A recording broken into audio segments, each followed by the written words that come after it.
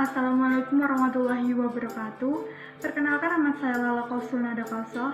Saya dari kelas MPIC dengan NIM 2061900069. Di sini saya akan membahas subbab yang pertama, yaitu pengertian masa dewasa akhir. Masa dewasa akhir disebut juga masa penutupan dalam rentang hidup pada seseorang, di mana masa itu bisa dikatakan masa yang beranjak jauh dari kehidupan atau masa sebelumnya. Dalam pandangan psikologi, masa tua atau lansia memiliki umur sekitar 60 sampai meninggal, di mana pada usia ini terjadi penurunan kekuatan fisik dan penurunan daya ingat seseorang. Masa dewasa lanjut usia merupakan masa lanjutan atau masa dewasa akhir 60 ke atas. Perlu memperhatikan khusus bagi orang tuanya yang sudah menginjak lansia dan anaknya yang butuh dukungan juga untuk menjadi seorang dewasa yang bertanggung jawab. Di samping itu, permasalahan dari diri sendiri dengan perubahan fisik mulai tanda penuaan yang cukup menyita perhatian. Saat individu memasuki dewasa akhir, mulai terlihat gejala penurunan fisik dan psikologis. Perkembangan intelektual dalam melambatnya gerak motorik, pencarian makna hidup selanjutnya. Karakteristik masa dewasa akhir sebagai berikut. Yang pertama, adanya periode penurunan atau kemunduran. Yang kedua, perbedaan individu dalam efek penuaan. Yang ketiga, ada stereotip mengenai usia lanjut. Yang keempat, sikap sosial terhadap usia lanjut. Kebanyakan masyarakat menganggap orang berusia lanjut tidak begitu dibutuhkan karena energinya sudah melemah. Yang kelima, mempunyai status kelompok minoritas. Yang keenam, adanya perubahan peran. Yang ketujuh, penyesuaian diri yang buruk. Yang kedelapan, ada keinginan untuk menjadi muda kembali. Assalamualaikum warahmatullahi wabarakatuh. Saya Ida Lutfiatur Rahmah dengan NIM 206190090 akan menyampaikan materi yang terkait dengan perkembangan fisik, kognitif, psikis, sosial, dan emosional pada masa dewasa akhir.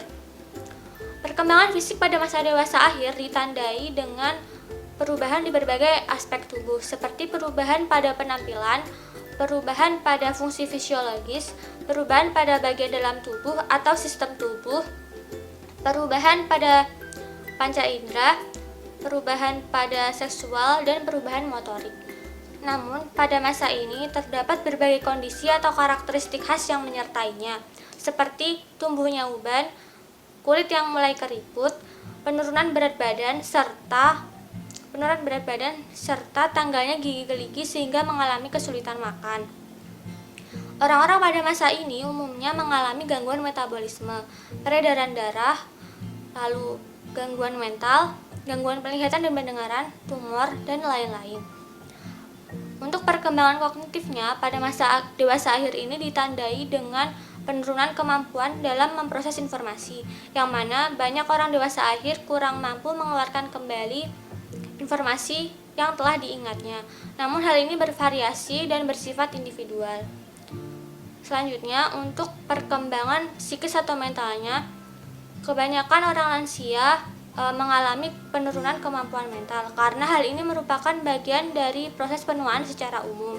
Penurunan kemampuan ini pada umumnya merupakan sesuatu yang tidak dapat dihindarkan dan dapat disebabkan oleh berbagai faktor seperti penyakit, kecemasan atau depresi.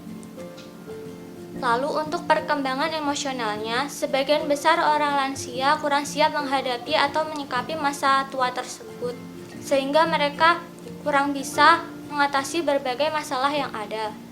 Munculnya rasa tersisih, tidak dibutuhkan lagi, dan ketidakikhlasan menerima kenyataan baru seperti penyakit yang tidak kunjung sembuh dan kematian pasangan merupakan sebagian kecil dari keseluruhan perasaan yang tidak mengenakan yang harus dihadapi lansia.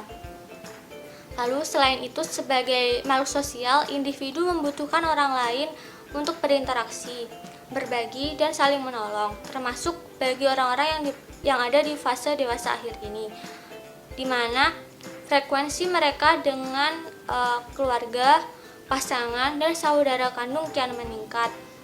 Begitu pula dengan kedekatan emosional yang meningkat pula dengan kerabat dan teman dekat. Sekian dari saya, terima kasih. Wassalamualaikum warahmatullahi wabarakatuh. Lanjut di bagian ciri-ciri dan tugas pada masa perkembangan dewasa akhir. Ciri-cirinya antara lain usia lanjut ditandai dengan penuaan fisik dan psikologis tertentu. Efek-efek tersebut menentukan apakah pria atau wanita usia lanjut melakukan penyesuaian diri secara baik atau buruk. Akan tetapi ciri-ciri usia lanjut cenderung menyesuaikan diri ke arah yang buruk, tetapi ada juga ke arah yang baik. Dan penyesuaian diri biasanya cenderung mengarah ke sengsaraan daripada kebahagiaan. Ciri-ciri usia lanjut yaitu A. Perbedaan individual pada efek menua. Sebagai kebiasaan hukum umum bahwa penuaan fisik lebih cepat dibandingkan dengan penuaan mental, walaupun hal yang sebaliknya juga kadang-kadang terjadi, terutama apabila seseorang sangat memikirkan proses ketuaannya dan membiarkan saja penuaan mentalnya terjadi apabila tanda-tanda pertama ketuaan fisik tampak. B. Perubahan fungsi indrawi. Terjadi perubahan umum fungsi indrawi pada usia lanjut, mulai terjadi kemunduran atau berkurang fungsinya hingga kehilangan fungsi indrawi, yaitu indera penglihatan, pendengaran, perasa, penciuman, peraba, dan indera sensitivitas terhadap rasa sakit. C. Perubahan kemampuan motorik. Kelenturan otot-otot tangan bagian depan dan otot-otot yang mendorong tegaknya tubuh. Penurunan kecepatan dalam bergerak mulai melemah. Kekuatan orang usia lanjut cenderung menjadi canggung dan kagok. Adapun tugas perkembangan pada masa dewasa akhir ini diantaranya: yang pertama, menciptakan kepuasan dalam keluarga sebagai tempat tinggal di hari tua. Yang kedua, menyesuaikan hidup dengan penghasilan sebagai pensiunan. Yang ketiga, membina kehidupan rutin yang menyenangkan. Yang keempat, saling merawat sebagai suami istri. Yang kelima, mampu menghadapi kehilangan perasaan dengan sikap positif. Yang keenam, melakukan hubungan dengan anak cucu. Dan yang ketujuh, menemukan arti hidup dengan nilai moral yang tinggi. Sekian dari saya, terima kasih. Assalamualaikum warahmatullahi wabarakatuh. Saya Dwi Nuraini, NIM 206190086. Saya dari kelompok 8 yang akan membahas tentang perkembangan pada masa dewasa akhir. Nah, di sini saya akan melanjutkan pembahasan dari teman-teman, yaitu pada bagian masalah yang muncul pada perkembangan dewasa akhir. Dewasa akhir atau yang disebut dengan usia lanjut ditandai dengan perubahan fisik dan psikologis tertentu. Efek-efek tersebut menentukan apakah pria atau wanita usia lanjut akan melakukan penyesuaian diri secara baik atau buruk. Nah, pada masa dewasa akhir ini dikatakan sebagai masa yang sulit dan bermasalah. Dari pernyataan tersebut muncul beberapa masalah utama yang dihadapi pada usia lanjut secara umum. Di antaranya yaitu yang pertama, permasalahan menurunnya kekuatan fisik dan kesehatan. Nah, manusia usia lanjut atau lansia dalam pemikiran banyak orang adalah manusia yang sudah tidak produktif lagi ataupun aktif, mengenai kondisi fisik rata-rata sudah menurun, sehingga dalam kondisi yang sudah uzur ini berbagai penyakit siap untuk menyerang mereka. Nah, yang kedua yaitu permasalahan pensiun dan berkurangnya income atau penghasilan keluarga.